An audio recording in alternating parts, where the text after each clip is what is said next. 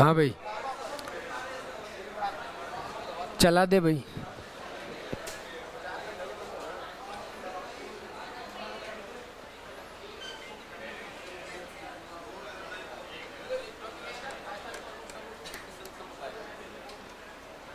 ये अभी तो बहुत बच रहा है यार, ये लंबा टॉपिक है। आवाज़ सही आ रही है क्या? है, थोड़ी बारीक करे यार। कल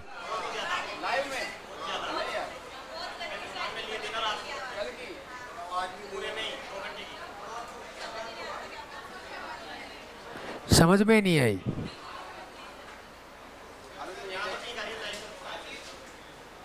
आवाज़। Hello hello. अरे बैठ जा शांति से। उसको बंद कर पीछे से, गेट को।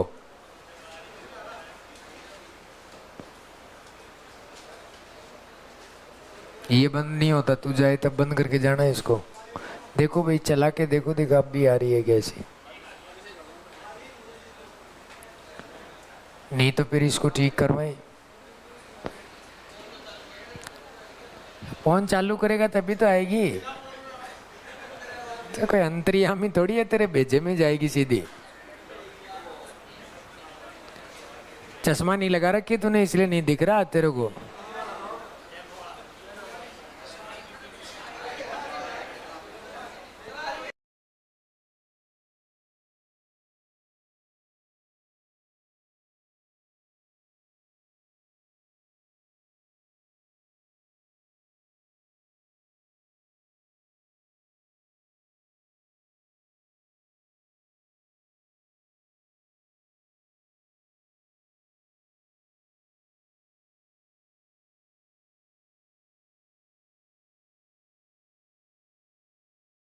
क्या?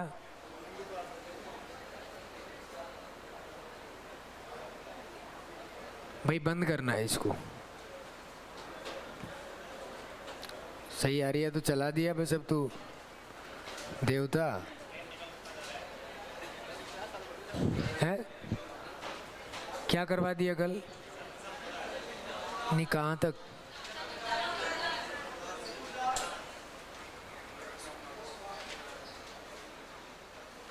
आगे लिखो हरिदास। बस ठीक है, हटा।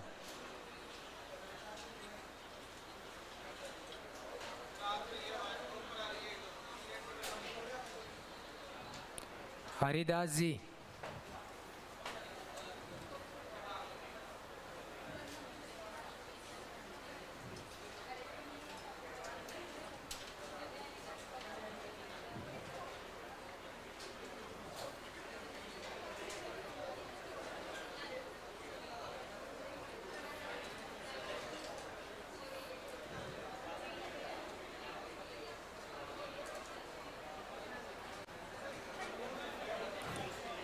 अरे बातें नहीं, बात बंद करो।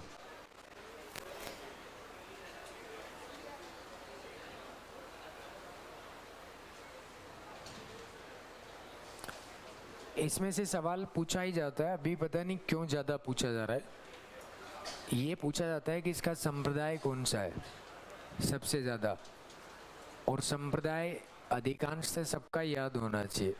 ज़्यादातर ऐसा ही सवाल आएगा मिलान वाला, कि किसका संप्रदाय कौन सा है, ज़्यादातर ये सवाल पूछा जाता है। तो हरिदास जी जो है, इनका जन्म जो है वो कापड़ोद नामक स्थान है। कापड़ोद नागौर में पड़ता है। और इन्होंने जो संप्रदाय चलाया था उसका नाम ऐसे याद रख सकते हो। वो एक शब्द होता है हनी, शहद को बोलते हैं ना, तो है से याद रखना ये शब्दावली, ये याद आएगा वहां पे कि है से हनी, तो नी से निरंजनी संप्रदाय। कौन सा? निरंजनी संप्रदाय चलाया था। और इन्हें कहते हैं कलयुग का वाल्मीकि। कलयुग का वाल्मीकि।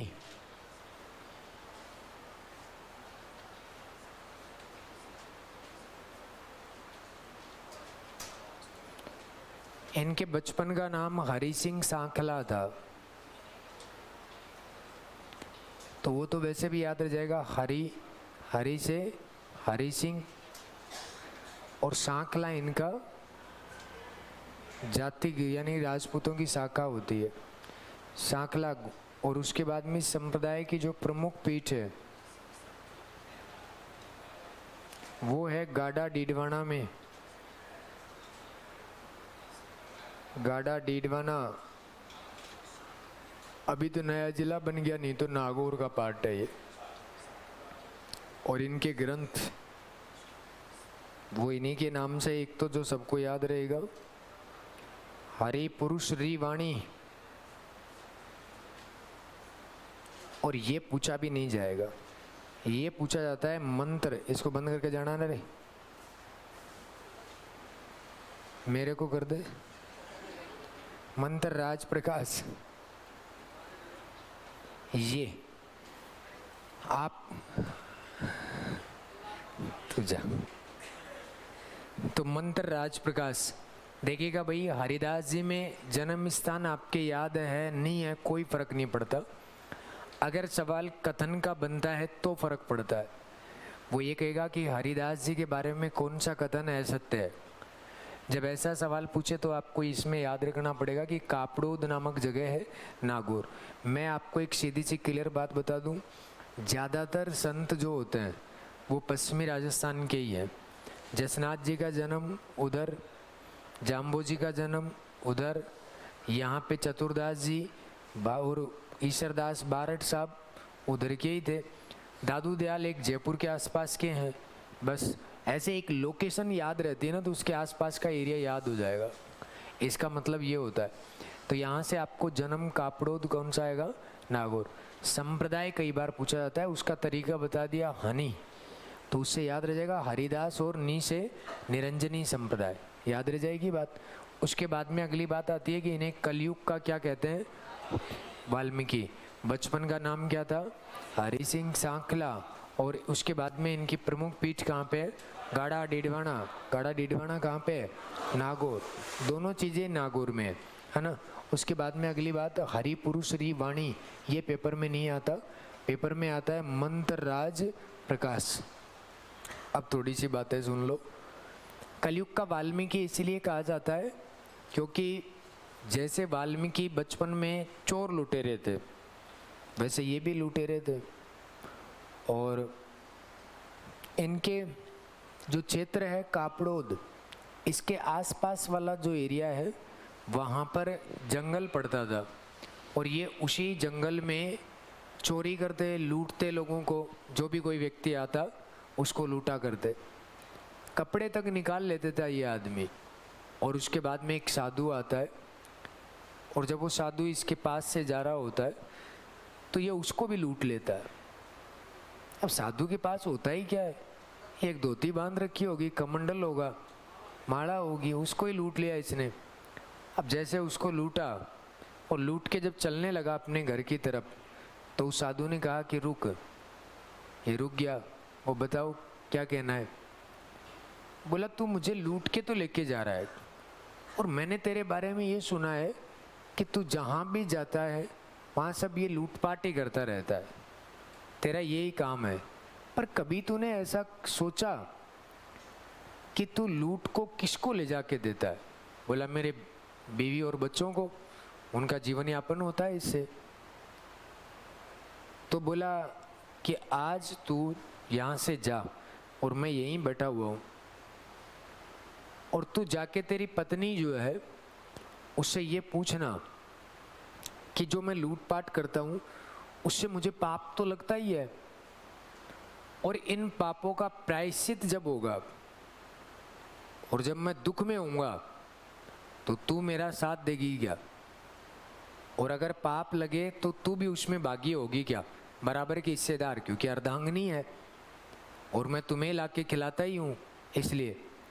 तो भाई ये गया वापस कि ठीक है आपने जो कहा, कुछ भेजे में गया थोड़ी सी बातें, और जाके अपनी पत्नी से पूछा कि कल को मुझे पाप लगेंगे इस सब लूट की वजह से, लोगों की बुरी दुआ लगेंगी, और उन सब से जब तू भी भागी होगी कि नहीं, उसमें तू भी मेरे पापों में शामिल होगी कि नहीं।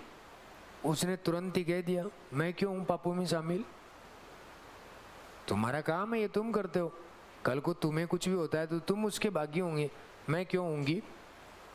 उसी दिन इसका मोह माया से मन उठ गया, वापस आया, साधु को लाके उसकी धोती वापस दे देता है और कहता है कि आपने जो कहा वो सही था। और उस दिन के बाद में उसने सोचा, ना कोई बेटा है ना कोई पत्नी है, ये सब दिखावा है, यही संसार का जंजाल है जिसमें व्यक्ति को जीने के लिए ये सब ज़रूरी होता है, बाकी कोई किसी का भी नहीं होता। और उसी दिन उसी साधु को गुरु बना लिया।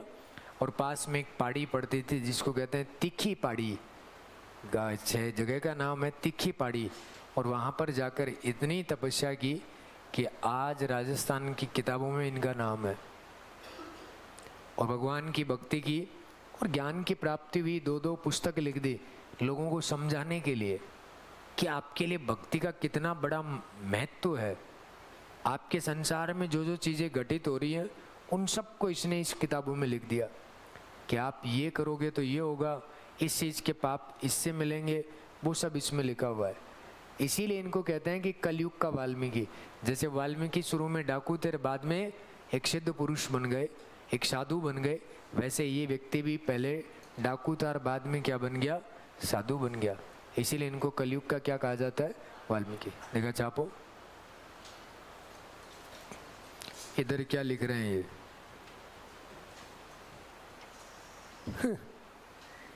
ये राम ऑनलाइन ही बोल के जाता है क्या।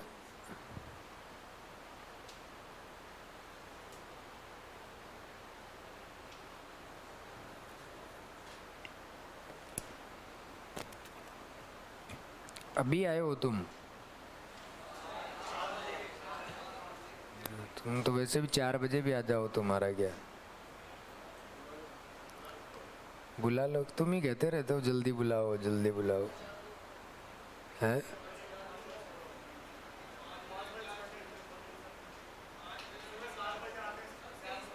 बढ़िया है, तो यही तो संघर्ष है, खाना जरूरी थोड़ी होता है। हम ही नहीं खाते, तुम क्यों खाओगे, हैं। नाश्ता करिए, मैं तो कुछ नहीं खाता, मैं कभी बाहर की चीज़ें तो वैसे ही नहीं खाता। तो नाश्ते में क्या मिलता है यहाँ, कचौड़ी, क्या ही मतलब है उनका। दलिया मिलता है, कहाँ मिलता है, वो ही समय पे सब खाते हैं। साथ लेके आया करो, क्लास का 15 मिनट का गैप लिया और खा लिया करो। अब बनाने वालों का जुगाड़ मैं थोड़ी करवाऊं,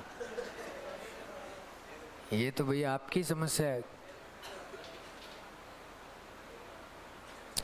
ऐसा मित्र बनाओ कोई जो तुम्हें खाना तो ला के दे कम से कम।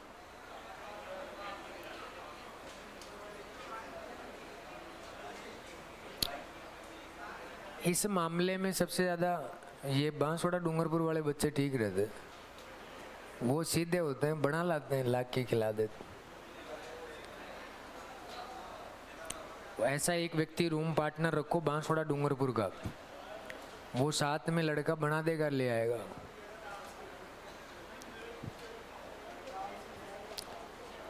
राम सर ने बताया नहीं क्या, वो वहाँ पे उदयपुर में जब पढ़ाते थे हम, तो कभी ऐसा नहीं हुआ होगा कि भूखे रहे होंगे मास्टर। उसका कारण यही होता है कि वो बच्चे सब जितना भी खाना लेके आते तो 15 मिनट का गैप होता था, मास्टर तो उनके साथ में ही खा लेता था। एक मैं ऐसा व्यक्ति हूँ जो मैं कभी भी किसी स्टूडेंट से कोई भी चीज़ मांग के नहीं खाई आज तक, कभी भी, ये मेरा रूल होता है। और कोई मुझे देता भी है तो मैं हाथ ही जोड़ लेता हूँ ऐसे कि नहीं, क्योंकि उसके बाद में व्यक्ति जो होते हैं ना, बहुत सारे उसके बारे में बहुत अलग सोचते हैं। इसलिए मैं बड़ा सिस्टमेटिक आदमी हूँ इन मामलों में। कभी भी आज तक का रिकॉर्ड है, कोई लेके खिला भी दिया ना, मैं नहीं खाता। कोई दे भी देता था, जो जन्मदिन पे भी देता हूँ मैं बच्चों में ही बांट देता हूँ। ले लेते हैं भाई जन्मदिन पे तो सामने जो बैठे रहते हैं उन्हीं में बांट देते हैं। अब उसका ये होता है कि होना चाहिए गैप स्टूडेंट और टीचर के बीच में। अगर आप स्टूडेंट को जितना नज़दीक बुलाने का प्रयास करोगे वो उतना ही कंधे पे हाथ रखने पे आ जाएगा, और जितना गैप रहेगा वो आपसे डरेगा और सम्मान भी करेगा। तो ये वहाँ 700 एक ही बैच में बैठे हैं, और फिर अगर आप उनको ज़्यादा अपने पास वो करने लग गए तो फिर तो उनको लगता है नहीं है तो नॉर्मल हो गया मास्टर, क्या ही मतलब रह गया फिर। इसलिए तो वहाँ कोई भी शिक्षक भूखा नहीं रहता था, पर मैं कभी भी उनके साथ में नहीं बैठता था। वो थी उनकी परंपरा, ऐसा भी नहीं है डायरेक्टर भी खा लेते थे, वो सभी खाते थे, वो सबके रूल होते हैं अपने अपने। दूसरी बात ये होती है कि स्टूडेंट बेचारा लेके आए और तुम खा भी जाओ तो क्या ही मतलब रहा, वो खुद के लिए भी तो लाया होगा। अब अपने यहाँ तो समझदार ज़्यादा है, वही मास्टर के खा जाएं ना। यहाँ तो बच्चा समझदार है, क्योंकि मैं 2015 में यहाँ 2 साल पढ़ा के गया हूँ जयपुर में। यहाँ तो पता नहीं किसी लेवल के आते हैं, समझ नहीं आती। यहाँ किसी को किसी की वैल्यू का मतलब नहीं पता। अच्छा शिक्षक क्या है और बुरा क्या, कोई मतलब लेना देना नहीं। ठीक है जी, जो चल रहा है जो उनको नहीं पता होता।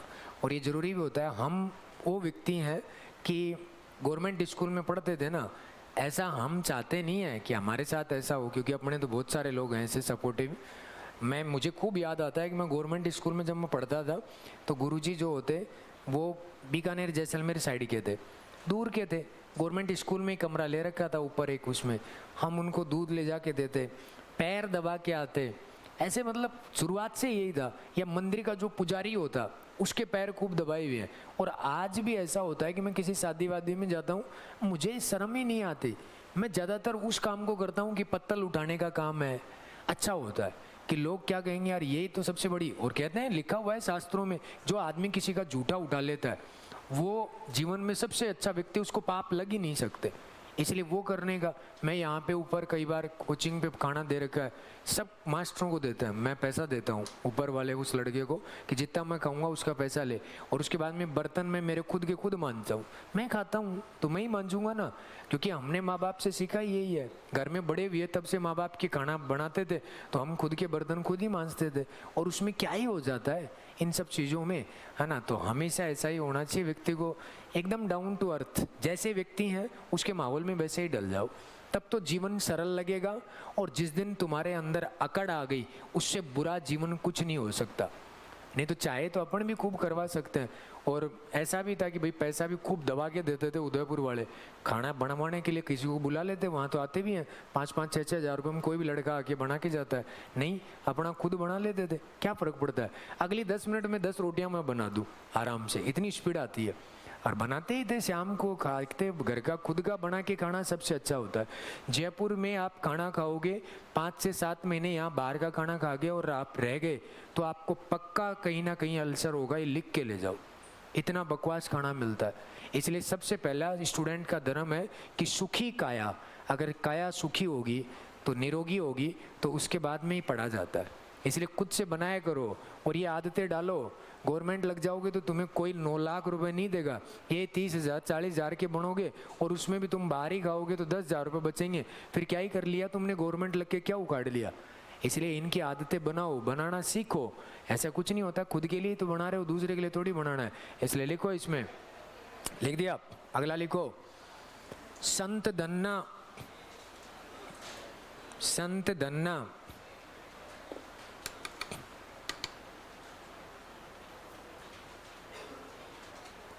संत धन्ना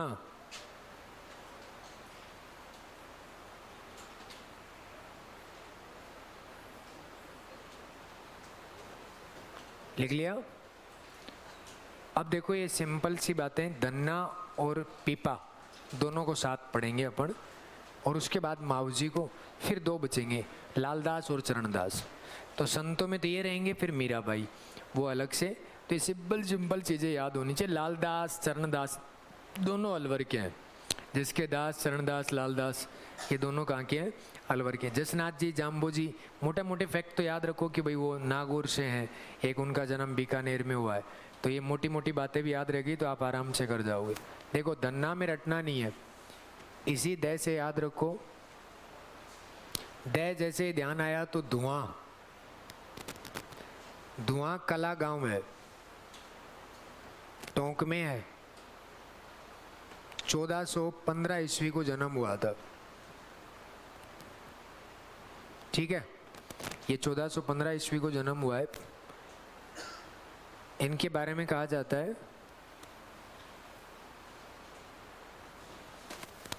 कि इनका मंदिर जो है वो मान लो, या इसको कह सकते हो कि गुरुद्वारा, वो भी इसी जगह पे है। तो इनमें तो कुछ याद ही नहीं करना।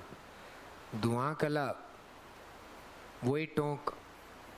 यहाँ पर एक बना हुआ है मोती सरोवर, और एक यहाँ पे बना हुआ है दूसरा गुरुद्वारा। ठीक है, तो ये धुआं कला में, और इनके गुरु जो थे रामानंद जी थे। और यहाँ पे सबसे बड़ी बात आती है कि ये रामानंद जी के शिष्य होते हुए और इन्होंने जबरदस्ती भगवान को खिचड़ा खिलाया।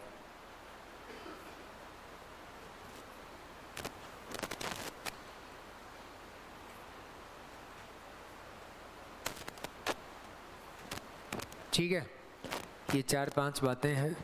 इनके ग्रंथ जो है वो आता है धन्नारी आरती। धन्नारी, ये तो याद रह जाएगा वैसे भी। अभी 4th ग्रेड में सवाल आया था कि इनका उल्लेख किसने किया। इनका उल्लेख किया था सिखों के 5वें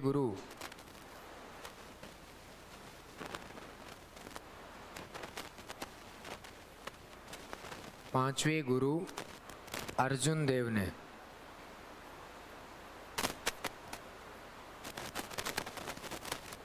और कौन से ग्रंथ में? गुरु ग्रंथ साहिब।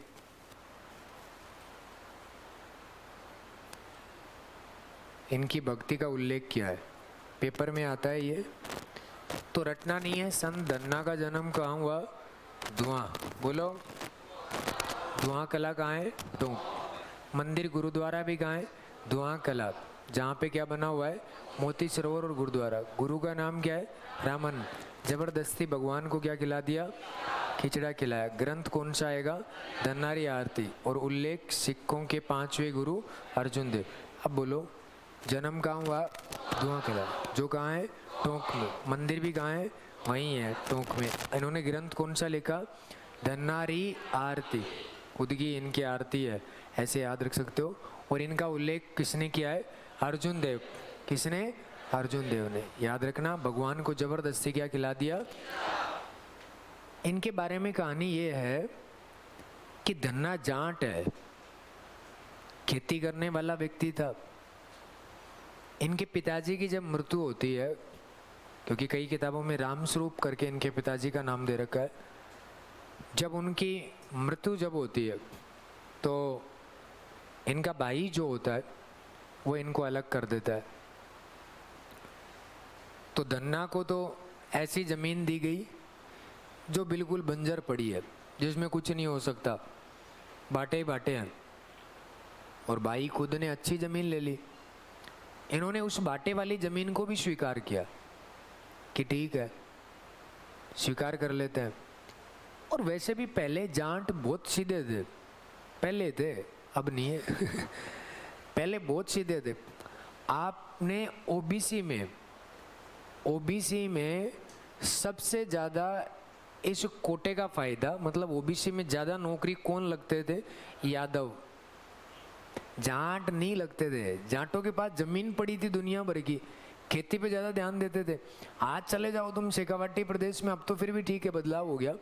अब सबसे आगे है टॉप पे पढ़ने में, सीकर, झुंझुनू, चूरू। पहले नहीं था, पहले खेती खूब करते थे। और ऐसा माना जाता था कि धन्ना जाट भी भोला और जाटों को भी भोले मानते थे, सीधे साधे। अब तो सबसे ज़्यादा पैसे वाले हो रखे हैं, है ना, इसलिए। और ये राजस्थान में तो शेखावाटी वाले ज़्यादा पैसे वाले हैं, और हरियाणा तो पूरा ही, उनके तो ज़मीन ही ज़मीन है दुनिया भर की, किले चलते हैं। एक 3 बीघा अपनी, उनका 1 किला बराबर है, इसलिए। पर संस्कृति अच्छी नहीं है उधर की, वहाँ की कल्चर अच्छी नहीं है। वहाँ पे ज़्यादातर महिलाएं जो होती हैं वो ज़्यादा दुखी रहती हैं, क्योंकि वहाँ के जाट आधे ज़्यादा तो एक तो क्या है कि भाई ज़मीन का 1 किला सल्टा दो, 3 पीढ़ी काम कर जाएंगी, 3 पीढ़ी खा लेंगी, इतना रुपया आएगा, क्योंकि दिल्ली के पास में है, एनसीआर में है, तो इस वजह से ज़्यादा पैसा मिलता है। और फिर वो थार वार लानार, स्कॉर्पियो लानार, दारू पीनार, उक्के पीनार, दिल्ली रहना 25 दिन, 5 दिन घर पे रहनार। खूब सारी महिला ऐसी हैं जो वहाँ पे उनका, हम सीकर जब पढ़ाते थे तो खूब ऐसी थी जिनका सीकर वालियों को विवाह उधर कर रखा था। और जब मैं ऐसी बातें बताता था संस्कृति की, तो वो कहती थी कि हाँ सर मेरा भी उधर से डाइवोर्स हुआ है। तो ऐसा खूब सारे हैं जिनका डाइवोर्स होता है बाद में, क्योंकि अपने राजस्थान की संस्कृति बड़ी अच्छी है, ये बात तो फिक्स है। यहाँ का व्यक्ति में फिर भी अभी भी शर्म है इन चीज़ों की, बाकी सब तो सब नग्गे हो गए सारे, कोई लेना देना नहीं है वहाँ, कुछ भी बोलो और कोई शर्म नाम की तो चीज़ ही नहीं बची। तो यहाँ पे बातें क्या थी कि इनको ऐसी ज़मीन दे दी, इन्होंने स्वीकार कर ली उस ज़मीन को भी, और इनके पास गायें हुआ करती। दंत कथा के अकॉर्डिंग माना जाता है कि गांव का पुजारी जो था वो डेली इनके पास आता और गाय का दूध लेके जाता यहाँ से। किस लिए? धन्ना पूछता रहे क्या करेगा इसका, बूढ़ा आदमी था, बोला क्या करेगा? वो कुछ नहीं, मैं ठाकुर जी को पिलाऊंगा। बोला अच्छा ठाकुर जी दूध पीते हैं क्या? बोला हाँ। तो फिर कोई बात नहीं, 1 लीटर ज़्यादा और ले जा। इतने बूढ़े हुआ करते थे लोग। और उसके बाद में वो दूध लेके जाता। एक दिन धन्ना जो होता है वो अपने खेत में हल चलाने के लिए जाता है, और जैसे वो हल चलाने के लिए गया तो एक बैल दिया उसके भाई ने उसको। अब वो एक बैल कैसे चलेगा हल में, क्योंकि अपन ने तो सुना है कि 2 बैल होने चाहिए।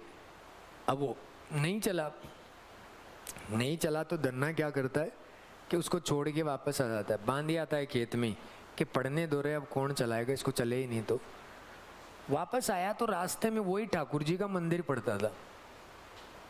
धन्ना सोचता है यार कई साल हो गए, पुजारी दूध लेके आता है, ठाकुर जी के बहाने से लाता है, इसका मतलब ठाकुर जी तो अट्टे कट्टे मोटे हो गए होंगे और बड़े हो गए होंगे अब तो, चलो आज उनसे मिलके चलते। और मंदिर जो था उसमें स्लीपर पहन के डायरेक्ट सीधी एंट्री कर गया। और उसके बाद में पुजारी वहाँ पे सो रहा था। अरे कहाँ जा रहा है, रुक जा। पहले तो स्लीपर निकाल गया, बाहर गया, स्लीपर निकाल के आया। भक्ति के बारे में कुछ पता ही नहीं था। और वहाँ पे जाके पुजारी जो होते हैं उनसे कहता है मुझे ठाकुर जी से मिलना है। अब पुजारी सोचा यार ठाकुर जी से क्या मिलाऊं इसको, क्योंकि ये सोच रहा है कोई व्यक्ति है। तो उन्होंने कहा कि अभी ठाकुर जी सो रहे हैं, बाद में आना।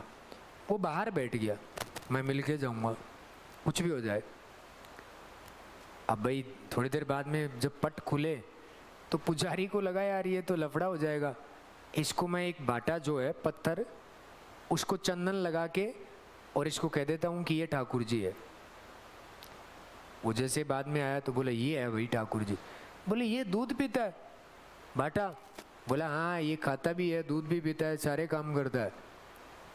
तो बोला तू परेशान होता है, मेरे घर पे जाता है, दूध लेके आता है, तो एक काम करिए मुझे ही दे दे, मैं मेरे घर पे ले जाता हूँ, इसको जितना मर्जी आए उतना दूध पिएगा और जितना मर्जी आए उतना खा लेगा।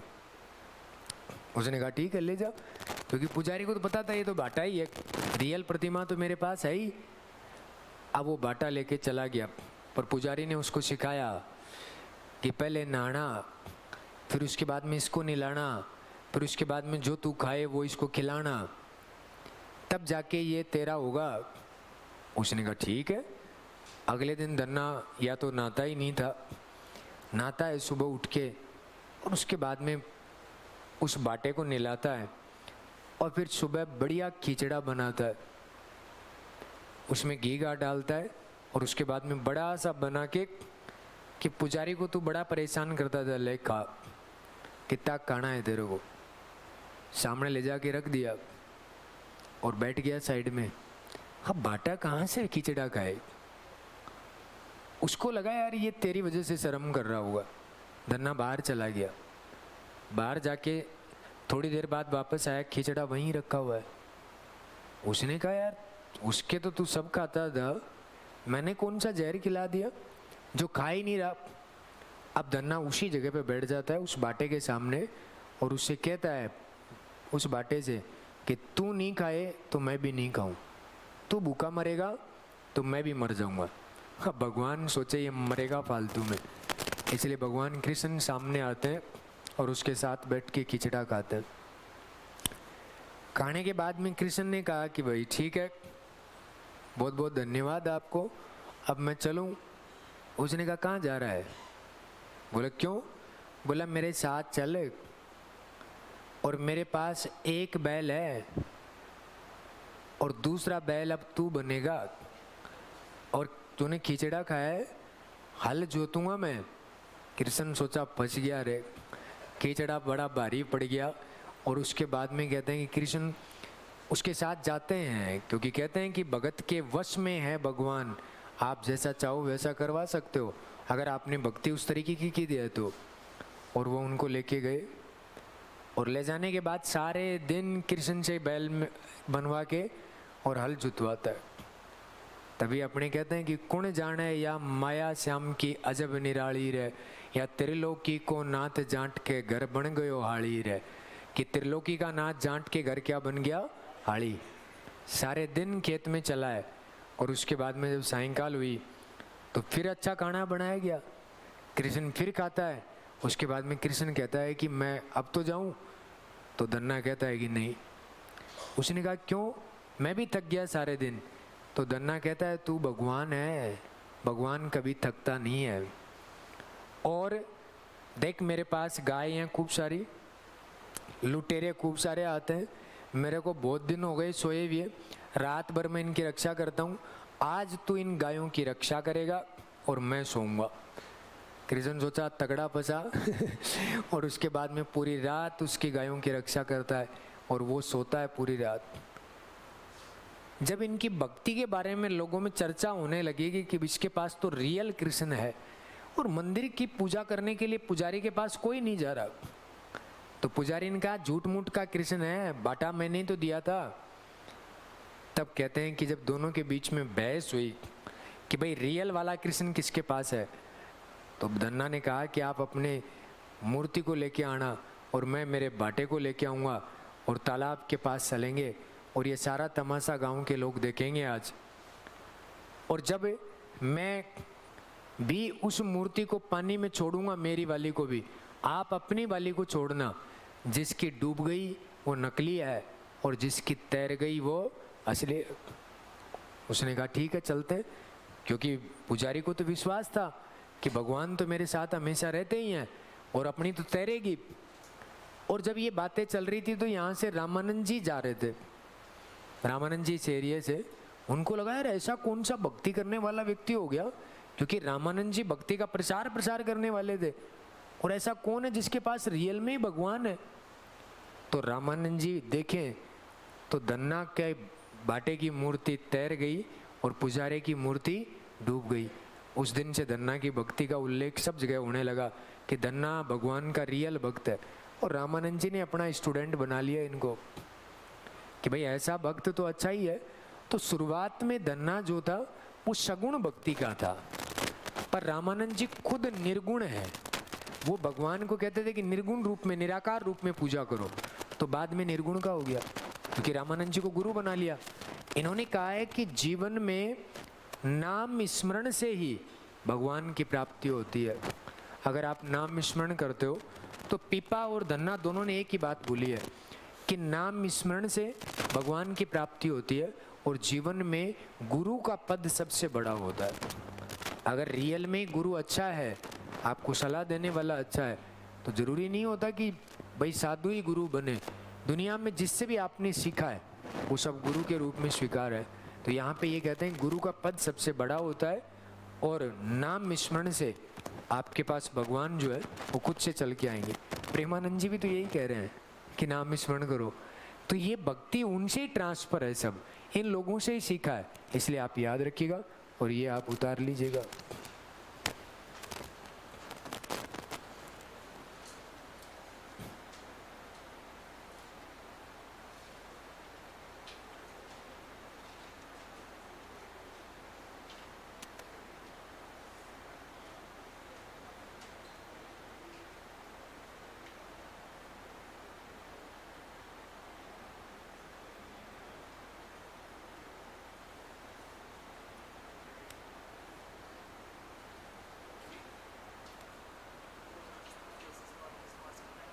है 19 मार्च को, क्यों भाई? जानकारी नहीं है, पूछना पड़ेगा। हाँ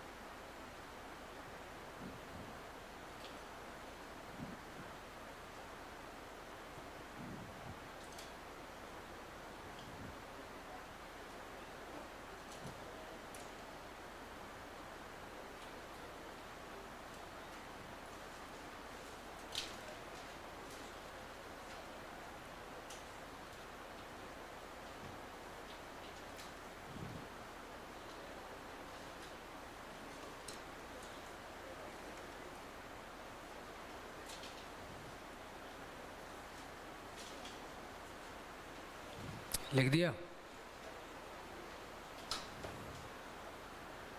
उसके बाद में लिख लो इसमें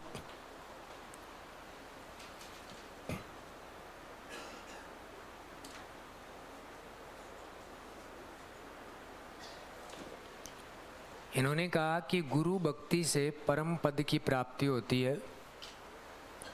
इन्होंने कहा कि गुरु भक्ति से परम पद की प्राप्ति होती है तथा नाम स्मरण से ईश्वर की प्राप्ति होती है। परम पद की प्राप्ति होती है, गुरु भक्ति से परम पद की प्राप्ति होती है तथा नाम स्मरण से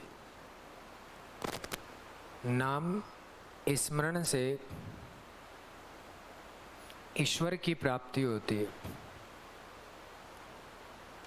आजकल ऐसी चीजें पूछते हैं वो, और ये कि ये चीजें पीपा में होंगी। पीपा भी यही कहता है कि गुरु का पद सबसे बड़ा होता है और नाम स्मरण करना चाहिए। बाह्य आडंबरों का विरोध किया है इन्होंने। तो बाह्य आडंबर में यही हो गए कि भाई आप सगुण भक्ति मत करो, इसका मतलब ये होता है ना।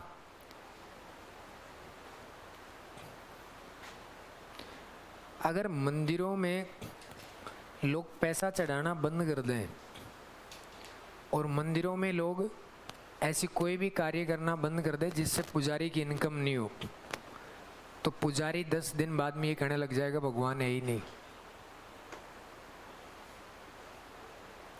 ये जब तक इनकम आती है तब तक उसका प्रचार प्रसार करते हैं, और ये पुजारी का ज़्यादा होता है। नहीं तो कभी भगवान ये नहीं कहता कि मेरे इतने रुपए चढ़ाओ, या भगवान कभी ये नहीं कहता कि आपको मेरे दूध ही चढ़ाना है, पंचामृत ही चढ़ाना है, कभी नहीं। मन के भाव अच्छे होने चाहिए, बस खुद से भगवान हो। जिस दिन गलत नहीं करोगे ना तो तुम सब भगवान हो, और जब गलत करना शुरू कर दिया उस दिन चाहे कितने बड़े भगवान हो उसका भी अंत है। अब आसाराम के बारे में आपने सुना, हो सकता है किसी के वो गुरु भी रहे हुए हों, पर भाई उनकी भक्ति इतनी खतरनाक बताते थे पहले, तो फिर अब मंदिर वो निकल क्यों नहीं पा रहे? बताओ, अगर वो गलत नहीं थे तो उनके तो अनुयायी ऐसे ऐसे जो पूरी दुनिया को पलट के रख दे, सब जगह पे बड़ी बड़ी पोस्टों पे हैं, फिर भी वो बाहर क्यों नहीं आ रहे? और फिर भी लोग उनको स्वीकार नहीं कर रहे इस बात को अभी भी। वहाँ कोचिंग जो थी उसके जस्ट पास में रोज ऐसा होता था कि उनके पता नहीं क्या ही परिवार के लोगों ने क्या ही ले रखा था, और सब एक गाड़ी फिक्स कर रखी थी, वैन, उसके ऊपर उनकी मूर्ति लगाते और बस पूरे उदयपुर में घुमाते कि निर्दोष हैं, निर्दोष हैं, निर्दोष हैं।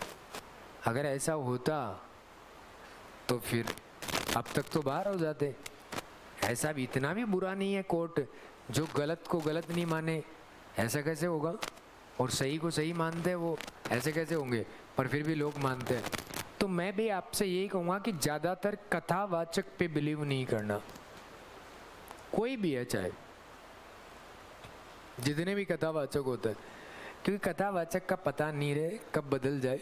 तुम्हें 4 बातें आने लग गई, तुम भगवान के नाम से खा रहे हो, बस उसको बिलीव नहीं करना। हाँ, संत अगर आप मानो किसी को तो संप्रदाय का साधु मान सकते हो, क्योंकि जो आपने उन लोगों के बारे में गलत सुना है वैसी चीज़ें संप्रदाय में पहले समाप्त की जाती हैं।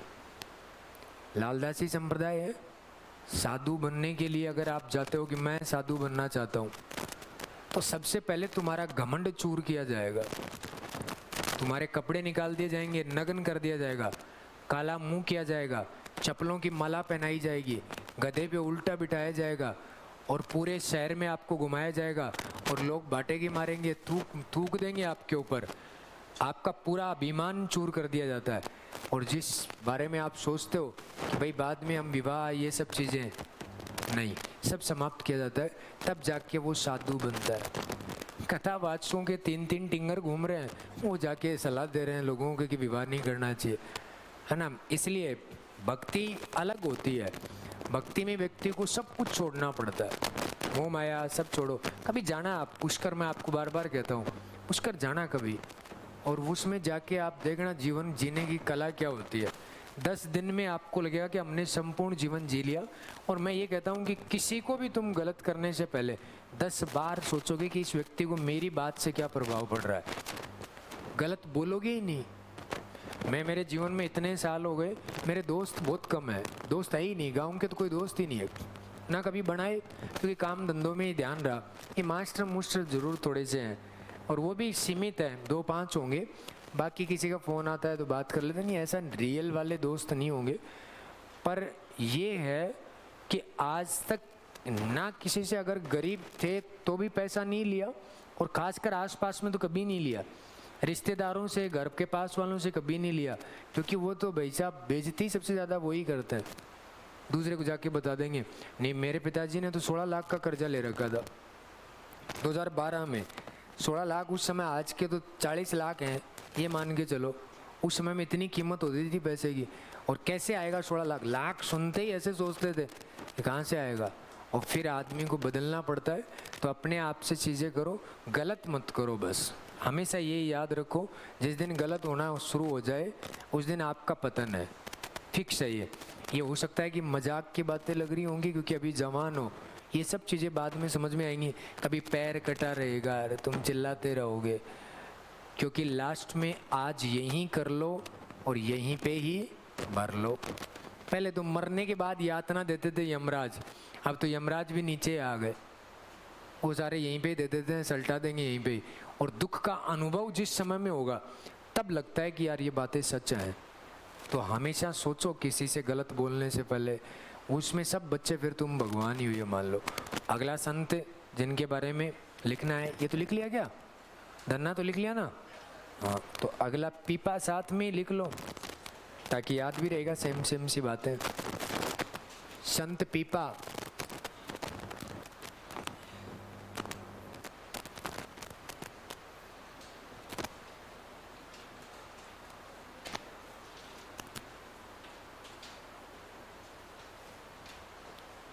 संत पीपा जन्म 1425 ईस्वी, आजकल थोड़ा डेट याद रख लेना। 1425 में गागरोन में जन्म हुआ था।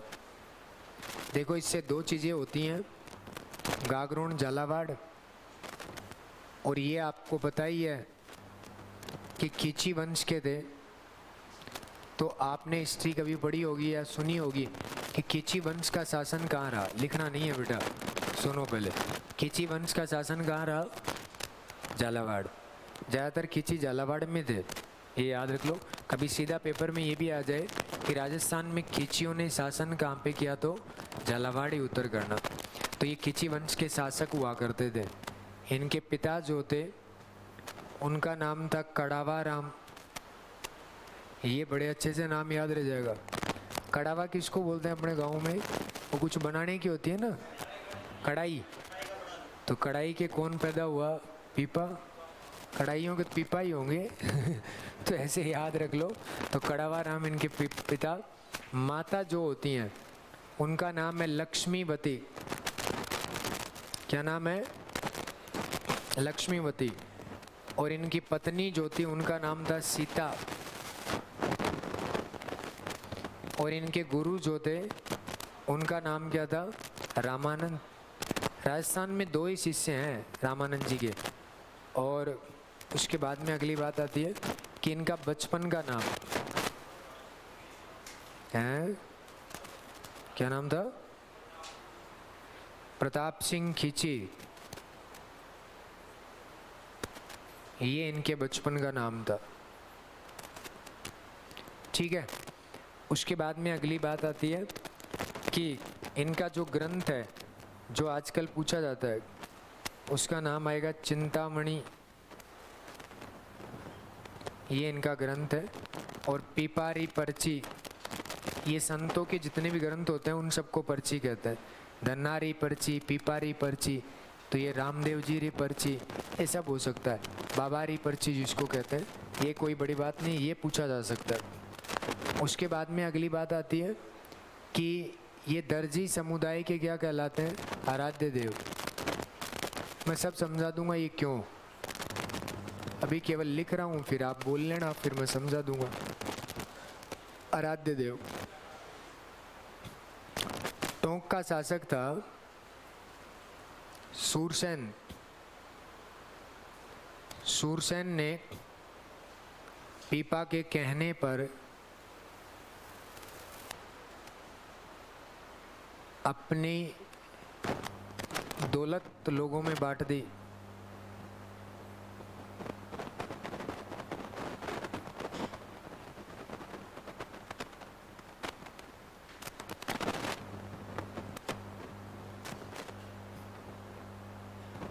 पीपा के कहने पर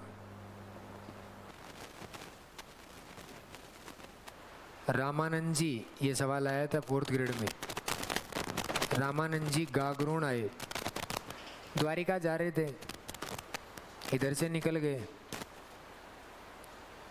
अब इनकी 2-3 बातें। इन्होंने युद्ध किसके साथ किया, फिरोज शाह तुगलक। किसके साथ, फिरोज शाह तुगलक उनको परास्त किया था।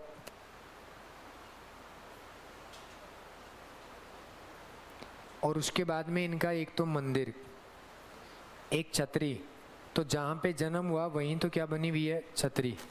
तो कहाँ पे, गागरोन, झालावाड़ में तो इनकी छतरी है साहब।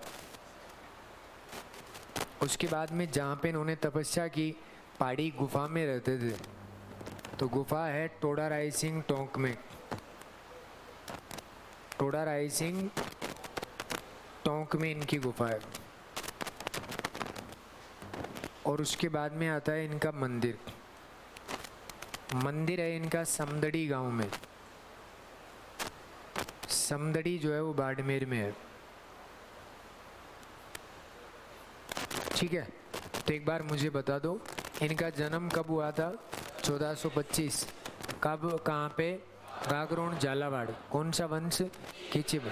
पिता का नाम कड़ावा राम, माता का नाम लक्ष्मीवती, पत्नी कौन थी, सीता। गुरु कौन थे, रामानंद। बचपन का नाम प्रताप सिंह खींची। ग्रंथ कौन सा है, चिंतामणि या पीपारी पर्ची। कौन से समुदाय की आराध्य, दर्जी। और टोंक में किसने, किससे का, सूरसेन। और उन्होंने क्या, दौलत को लोगों में बांट दी। पीपा के कहने पर रामानंद जी कहाँ आए, गागरोन आए। किसके साथ युद्ध किया, फिरोज शाह तुगलक। और छतरी कहाँ पे है, गागरोन में। गुफा कहाँ पे है, टोडा राय सिंह। और मंदिर कहाँ पे, समदड़ी में। ये लो, जन्म कहाँ हुआ, सब बोलो। गागरोन कहाँ है, झालावाड़ है। उसके बाद में पिता का नाम, माता का नाम लक्ष्मीवती, गुरु का नाम, पत्नी का नाम सीता देवी। कौन से समुदाय के आराध्य, किसके साथ युद्ध किया, फिरोज शाह तुगलक। छतरी भी कहाँ होगी, जहाँ जन्म हुआ, तो छतरी कहाँ, गागरोन। और उसके बाद में अगली बात आती है कि मंदिर कहाँ पे है, समदड़ी बाड़मेर। और इनकी गुफा कहाँ पे है, टोडा राय सिंह। अब एक बात सुनना, ये यहाँ के राजा हुआ करते थे, गागरोन के। और राजा हुए तो इन पे फिरोज शाह तुगलक अटैक करने के लिए आता है। और जब अटैक करने के लिए जब दिल्ली से चल के आ रहा था, तो वो हिसार के आसपास जगह है, वहाँ पे रुका था। फिरोज शाह तुगलक ने वहाँ अपना कैंप लगाया। ऐसा तो कभी नहीं होता कि सीधे चलो, चलते जाओ और जाके कूट काट के वापस आ जाओ। यानी कितने दिनों में तो जहाँ युद्ध करना होता वहाँ पहुँचते, फिर उसके बाद में लड़ाइयाँ लड़ी जाती और ये सब बातें। तो जब वो हिसार में रुका था, तो वहाँ पे एक दिन शिकार खेलने के लिए जाता है। और शिकार खेलने के लिए गया तो वहाँ जाके देखा कि एक महिला है, लड़की है, जो लोगों को दूध बांट रही है। फिरोज शाह तुगलक ने उस लड़की को देखा, बड़ी खूबसूरत लगी उसको, और वो वापस आ गया। और वापस आके और जैसे ही सोने लगा तो उसी का चेहरा उसके ध्यान आए। तो अगले दिन सुबह अपने सैनिकों से कहता है कि जिधर कल मैं गया था उधर कल मैंने एक लड़की को देखा और उसको लेके आओ, क्योंकि मैं उससे विवाह करना चाहता हूँ, या उसके बारे में पता करो। तो पता किया तो बताया कि भाई कोई गुजर परिवार की लड़की है और वो दूध बेचने का काम करते हैं और यहाँ पे ऐसे ही गरीब परिवार से है। फिरोज शाह तुगलक कहता है ठीक है, फिर तो कल वहीं मिलेगी जहाँ कल मिली थी। तो वो वहीं चले जाते हैं और जाके उस लड़की के पास और उसका हाथ पकड़ लेते हैं। अब गांव की लड़की का आप तुम ऐसे जाते ही डायरेक्ट हाथ पकड़ लो, झापड़ मारे दो। और उसके बाद में उसने निकाला ऐसे झापड़, तो दूसरा हाथ भी पकड़ लिया। और फिरोज शाह तुगलक उससे कहता है कि तुझे पता भी है मैं कौन हूँ? उसने कहा कौन है? बोला फिरोज शाह तुगलक, दिल्ली का बादशाह। अब लड़की सोची ये कहाँ फंस गए अपन।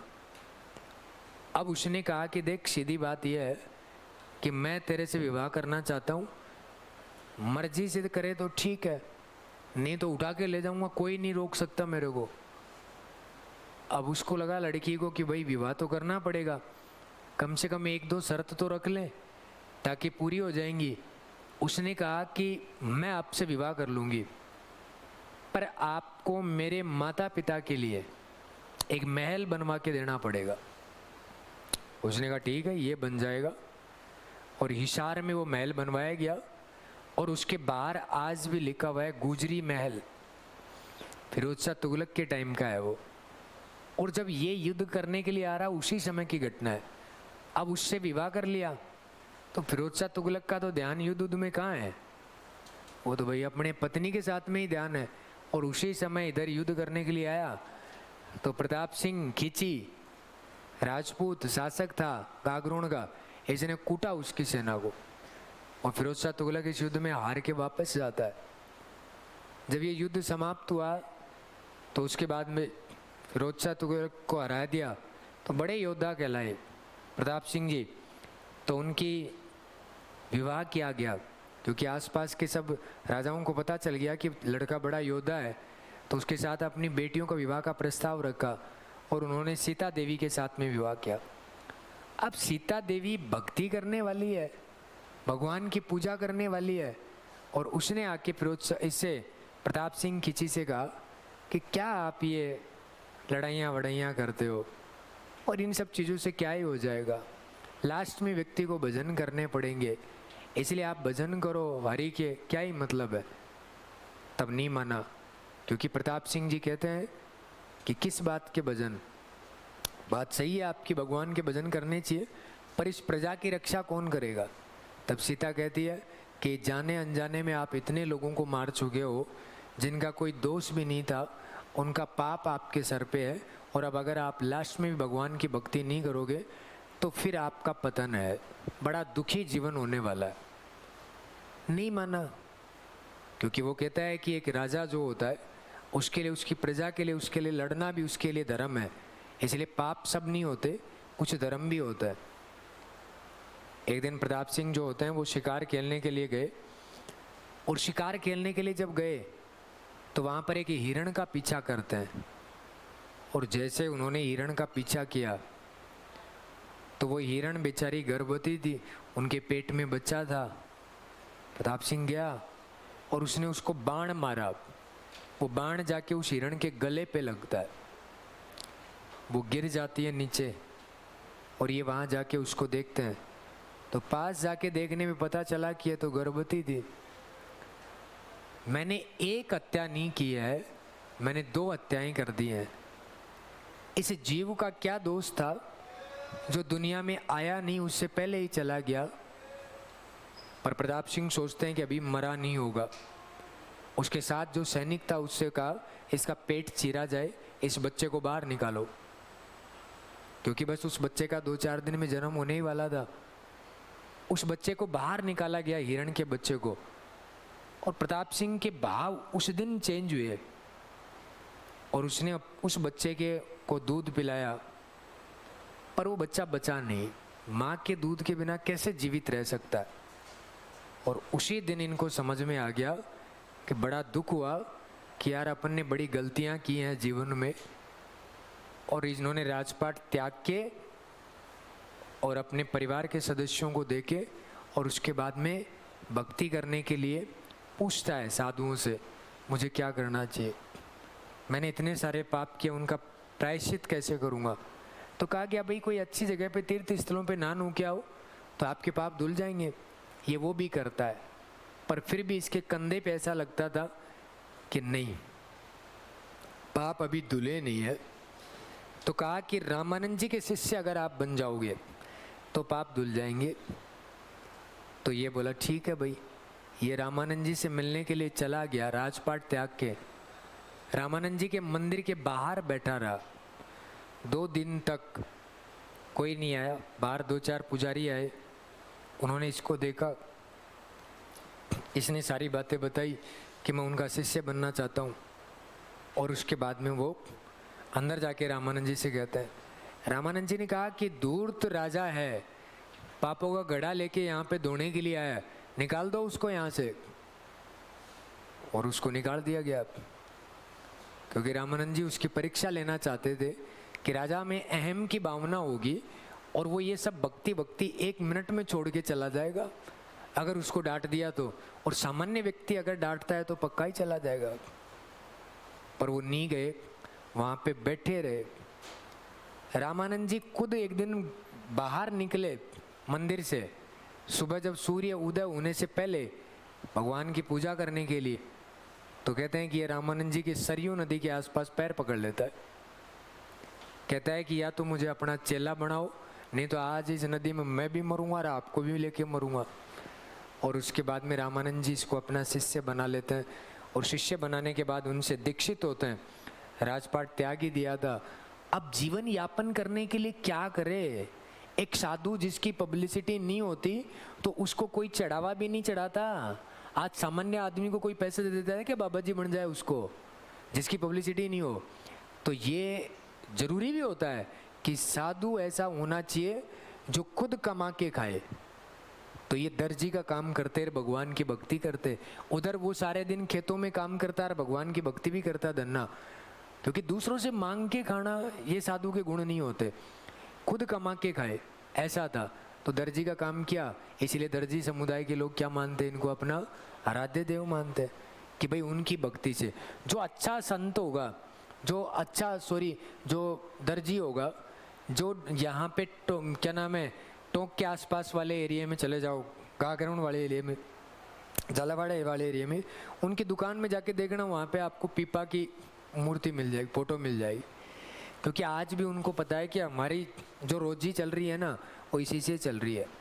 तो जीवन यापन जीविका के लिए एक संत को भी अपना काम करना पड़ता है, क्योंकि अगर वो काम नहीं करेगा तो खाएगा कैसे और जीवन यापन कैसे करेगा?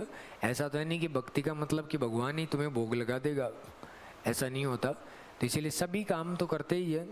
तो इसलिए दर्जी समुदाय के क्या कहलाए, ये आराध्य। फिर ये भक्ति करने के लिए टोंक की गुफाओं में रहे थे, इसलिए टोडा राय सिंह टोंक, ये ग्राम सेवक के पेपर में सवाल आया है ये। उन्होंने इसका आंसर मान लिया गागरोन, कि ये गुफा कहाँ पे है, गागरोन।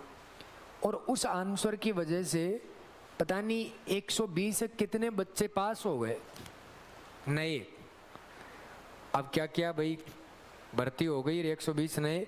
अब भाई ऑब्जेक्शन लगना शुरू हुए, ऑब्जेक्शन लगना शुरू हुए। तो अधीनस्थ बोर्ड जो होता है उसने टोंक की नगर पालिका को मैसेज किया, संदेश पहुंचवाया कि इसकी जानकारी दो हमें कि गुफा टोंक में है कि झालावाड़ में है। फिर उन्होंने जानकारी दी तो टोंक आया तो अब सवाल को चेंज किया गया तो 120 क्या होंगे, अब फेल होंगे। पर सरकार का ये रूल होता है कि जिसने एक बार ड्यूटी ज्वाइन कर ली वो हट नहीं सकता।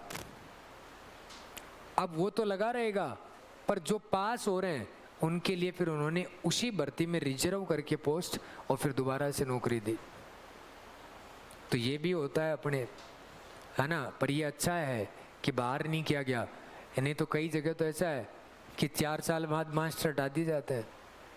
हटाए थे ना खूब सारे, और हरियाणा में तो पहले था ही यही, जिसकी सरकार मास्टर उसी का, जब तक 5 साल तक वो मास्टर, दूसरे की सरकार सारी हटाओ, दूसरे भर दो।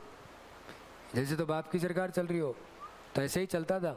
इसीलिए राजस्थान में लोग खूब आए बीच में, 3rd ग्रेड में ये सब बीएड बीएसटीसी कर के यहाँ 5% कोटे में ठुक जाते हैं। उधर आज भी ऐसे ही चलता, पुलिस वाले भी ऐसे ही, सब ऐसे ही चलता था। पर अब थोड़ा चेंज हुआ है, अब परिवर्तन हो गया कि भाई सरकारी नौकरी मतलब नौकरी होती है। इसलिए तो आप याद रखो किसको, धन्ना को और ये पीपा को, ठीक है, लिख लो।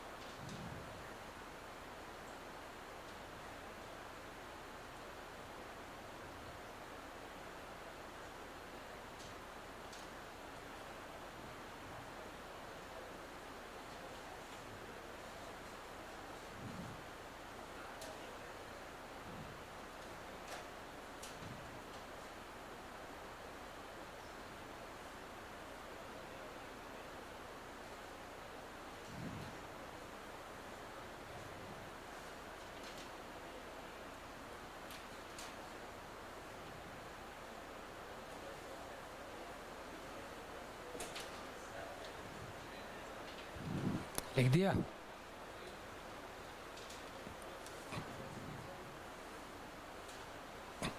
उसके बाद में लिखो, इन्होंने कहा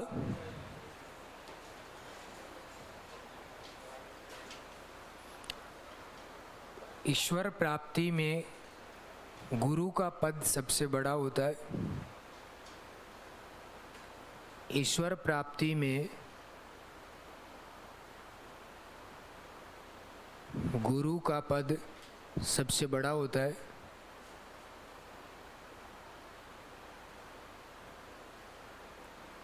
लिख लिया? और नाम स्मरण से मोक्ष की प्राप्ति होती है। नाम स्मरण से मोक्ष की प्राप्ति होती है।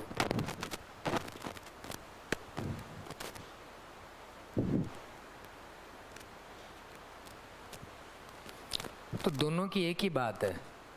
इन्होंने गुरु के पद को दोनों ने बड़ा बताया, क्योंकि रामानंद जी के शिष्य जो होते हैं वो सारे ठीक है, लखनगे है, वो सब गुरु को सबसे सब बेस्ट मानते हैं। रामानंद जी के कुछ ब्राह्मण शिष्य हैं, वो मूर्ति पूजा करते हैं, और ब्राह्मणों के अलावा और किसी भी जाति के हैं वो सब मूर्ति पूजा के विरोधी होते हैं।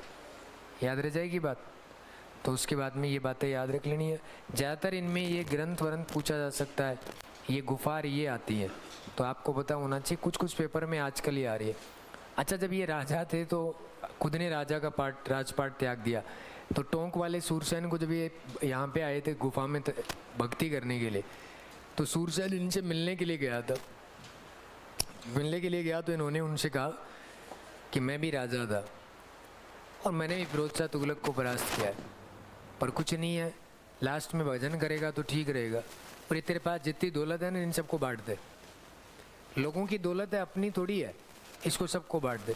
सूरसेन इनके विचारों से प्रभावित हुआ और सारी धन दौलत सब बांट दी लोगों में, और बांटने के बाद में और फिर वो ही भक्ति करने लग गया। इसलिए थोड़ा सा सूरसेन वाला फैक्ट याद रखना, क्योंकि ये सब आरबीसी की फैक्ट ही है, इनमें कुछ अलग नहीं है, तो याद रखना इन सब बातों को। उसके बाद में अगली बात आती है, एक संत आते हैं मावजी।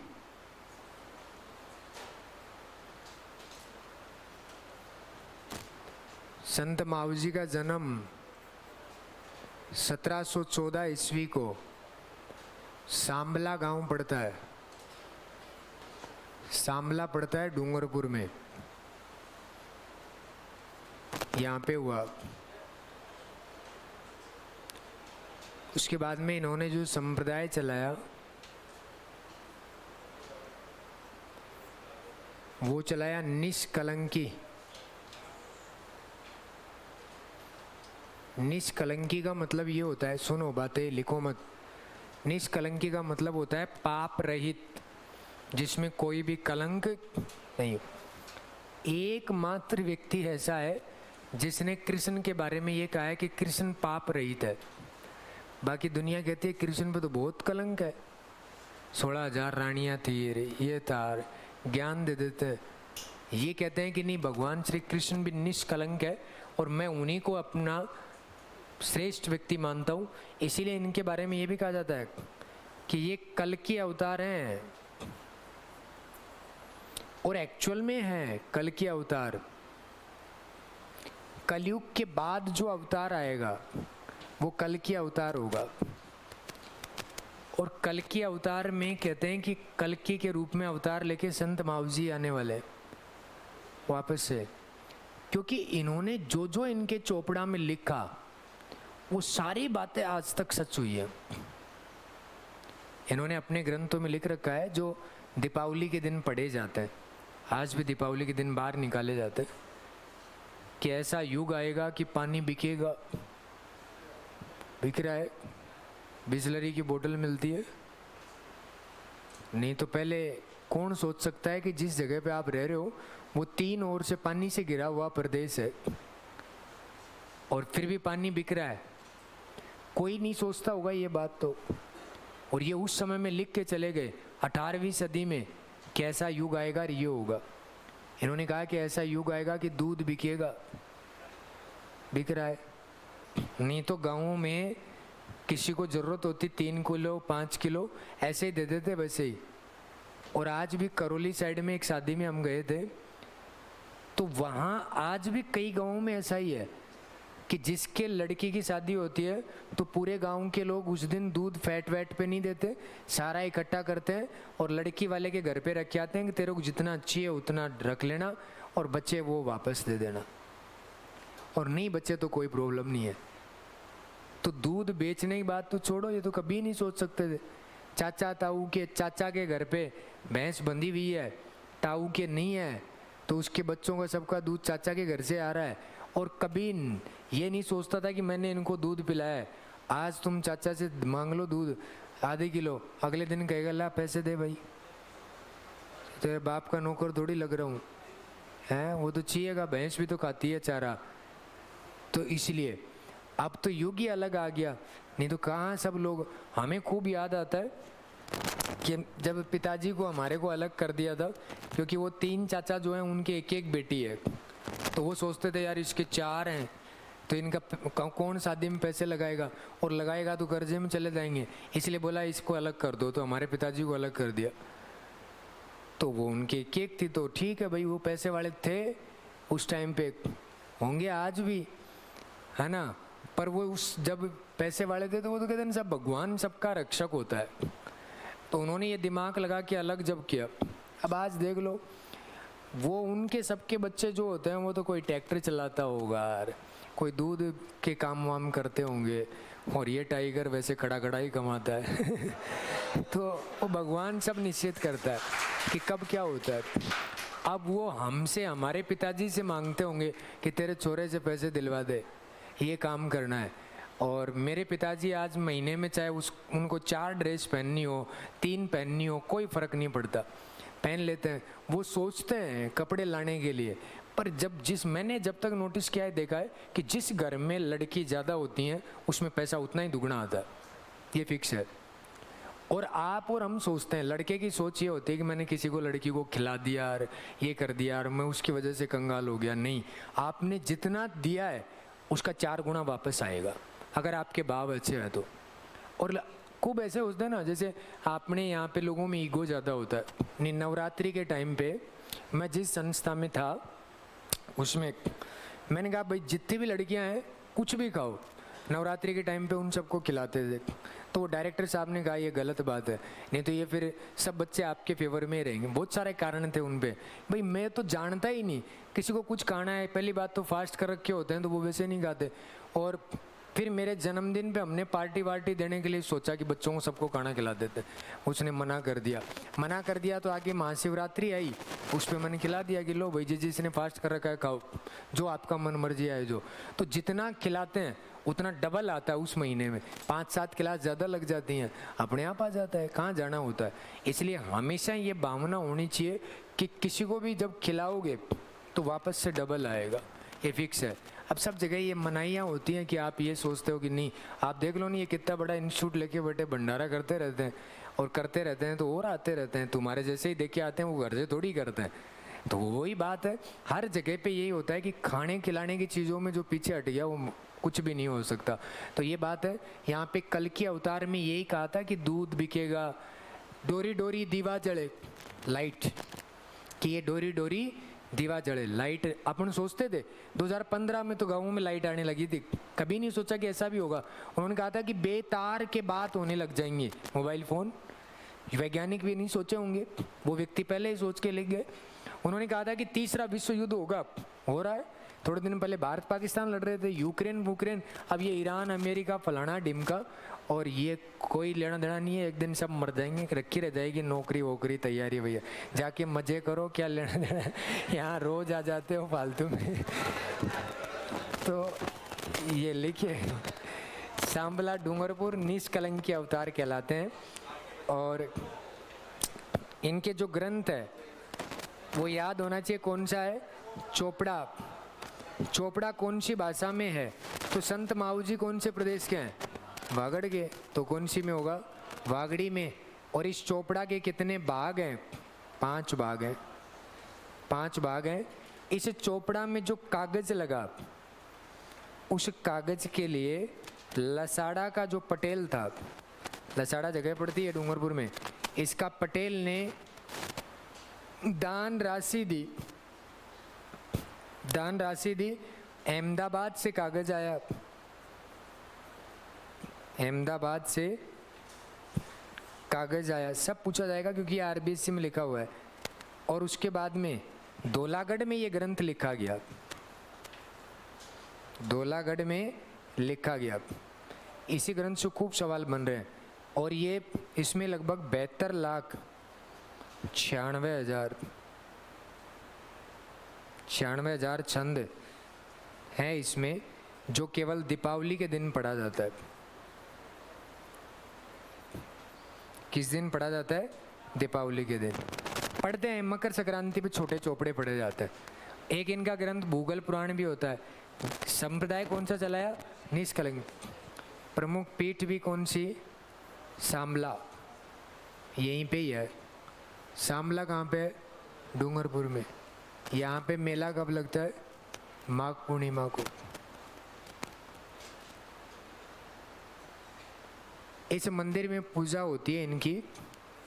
शंख, चक्र, गदा और घोड़े पे बैठे हुए हैं, घोड़े पर सवार। कहते हैं कि इनके घोड़े का एक पैर थोड़ा सा ऊपर है और जिस दिन वो टिक जाएगा उस दिन कलयुग समाप्त हो जाएगा। जमीन पे जिस दिन टिक जाएगा उसी दिन कलयुग समाप्त हो जाएगा। और पुराने लोग कहते हैं वहाँ पे कि वास्तविकता में इसका गैप जो है वो धीरे धीरे कम हुआ है। कोई डोकरा जीता है 80-90 साल का, उसने उसको चेक किया था हाथ लगा के पहले। अब वो कहते हैं कि अब कुछ मात्र वो गैप जो है वो कम हुआ है और जिस दिन वो टिक गया उसी दिन कलयुग समाप्त और दोबारा से संत माव जी कल के अवतार के रूप में आएंगे। और फिर भी वागड़ वाले जा रहे हैं बागेश्वर बाबा के, जिनके कल के अवतार बैठा है, इन फ्यूचर क्या होगा बताने वाला बैठा है। और फिर भी लगता है नहीं बागेश्वर बाबा ही पर्ची निकालेगा, तेरी पुरानी गर्लफ्रेंड ये थी, है ना। जो कुछ नहीं पता वो माइंड रीडिंग का खेल होता है। भगवान के नाम पे दुनिया चल रही है, बस ये है कि वो सनातन संस्कृति को बढ़ावा दे रहा है, बस इतना सा है। बाकी ये सब माइंड रीडिंग का गेम है, तुम भी सीख सकते हो, तुम्हें भी आती हैं ये चीज़ें। भाई गांव में आज आदमी, आपकी समस्या क्या होगी ये बात मैं भी तो जानता ही हूँ। भाई ज़्यादा होगी प्रेमिका की समस्या, नौकरी की समस्या, भैंस दूध नहीं देती, गाय दूध नहीं देती, घर में बेटा बीमार है, वो चारों बातें उसमें लिख देता है। और क्या लिखता है? ये सब की समस्या यही होती है, फिक्स होता है। माइंड रीडिंग का गेम होता है ये, और बाकी कुछ नहीं होता। नहीं, ज्योतिष कभी नहीं कहता कि परफेक्ट रूप से यही होगा, कभी नहीं कहता। हमने खूब देखी है ज्योतिष की गणना, खूब की है, खूब अच्छे लोगों के साथ में बैठे हैं, तो वो ज्योतिष कभी नहीं कहता। लिख लो, दिखा इसको। टाइम हो गया 1.5 घंटे की है। खाना खाऊंगा मैं, बाकी मेरी क्लास है उसके बाद, इसलिए आपके टाइम टेबल में आया होगा, हो सकता है। अहमदाबाद कहाँ है? अच्छा, गलत लिखा है, कोई बात नहीं यार, सही तू लिख ले। ले भाई, सब कुछ ही मिटा दूं?